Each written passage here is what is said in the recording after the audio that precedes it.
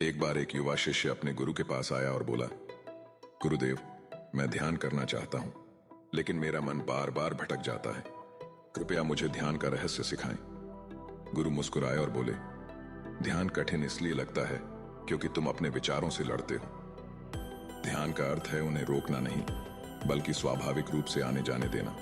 लेकिन यह केवल शब्दों से समझने की चीज नहीं है। मैं तुम्हें इसका अनुभव करवाऊंगा। गुरु ने शिष्य को एक कटोरा दिया और कहा, इसे नदी से पानी भर कर लाओ। ध्यान रखना, पानी छलकना नहीं चाहिए। युवक कटोरा लेकर नदी की ओर चल पड़ा। उसने बहुत ध्यान से पानी भरा और कटोरे को लेकर गुरु के पास लौट आया। गुरु ने पूछा, रास्ते में क्या तुमने किसी को देखा? युवक ने कहा, नहीं गुरुदेव, मेरा ध्यान केवल इस बात पर था कि पानी छलक न जाए। गुरु मुस्कुराते हुए बोले, यही ध्यान का रहस्य है। जब तुम्हारा मन पूरी तरह किसी एक बिंदु पर केंद्रित होता है, तभी तुम शांति और स्थिरता का अनुभव कर सकते हो।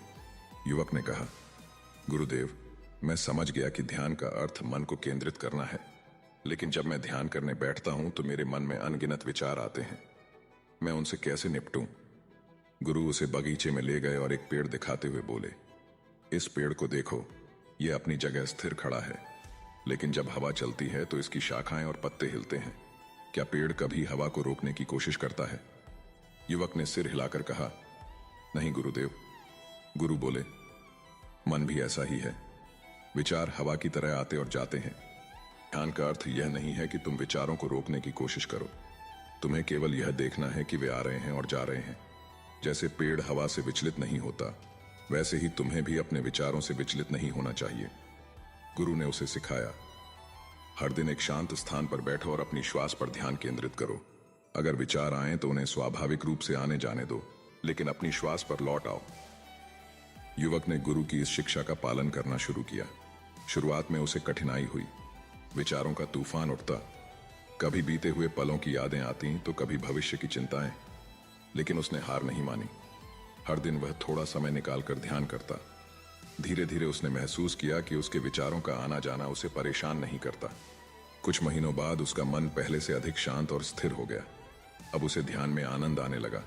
एक दिन जब युवक ध्यान में गहराई से डूबा हुआ था, उसे एक अद्भुत अनुभव हुआ। उसने महसूस किया जैसे वह समय, शरीर और विचारों से परे चला गया हो। उसके भीतर केवल शांति, स्थिरता और एक आंतरिक प्रकाश था। जब उसने अपनी आंखें खोलीं, तो वह तुरंत गुरु के पास गया और बोला, गुरुदेव, आज मैंने ध्यान में कुछ अलग अनुभव किया। मैं शब्दों में इसे व्यक्त नहीं कर सकता। क्या यही ध्यान का अंतिम लक्ष्य है? गुरु मुस्कुराए और बोले, यह ध्यान की गहराई का एक झलक मात्र है। तुम्हें इसे पकड़ने या खोजने की आवश्यकता नहीं है। जैसे जैसे तुम अभ्यास करते जाओगे, यह अवस्था तुम्हारे जीवन का स्वाभाविक हिस्सा बन जाएगी। ध्यान का अंतिम लक्ष्य केवल शांति पाना नहीं, बल्कि अपनी सच्ची पहचान, अहंकार से परे उस शुद्ध चेतना को जानना है। युवक ने ध्यान को अपने जीवन का हिस्सा बना लिया। अब वह ध्यान केवल सुबह की प्रक्रिया के रूप में नहीं करता था, बल्कि हर कार्य में पूरी तरह जागरूक रहता। जब वह खेतों में काम करता, तब भी अपनी श्वास और कार्य पर ध्यान केंद्रित करता। जब वह लोगों से बात करता, पूरी तरह से उपस्थित रहता। धीरे धीरे उसका जीवन ध्यानमय हो गया। गांव के लोग उसकी शांति और संतुलित स्वभाव से प्रभावित होने लगे। वे उससे पूछते, तुम हमेशा इतने शांत और खुश कैसे रहते हो? युवक गुरु की शिक्षाओं को उनके साथ साझा करता और उन्हें ध्यान का महत्व समझाता। कुछ समय बाद गुरु ने अपने शिष्य को बुलाया और कहा, अब समय आ गया है कि तुम अपनी साधना की परीक्षा दो। इस पहाड़ी पर एक प्राचीन गुफा है, वहां जाकर 3 दिन तक ध्यान करो। ध्यान रहे, इन 3 दिनों में तुम्हारा ध्यान किसी भी परिस्थिति में भंग नहीं होना चाहिए।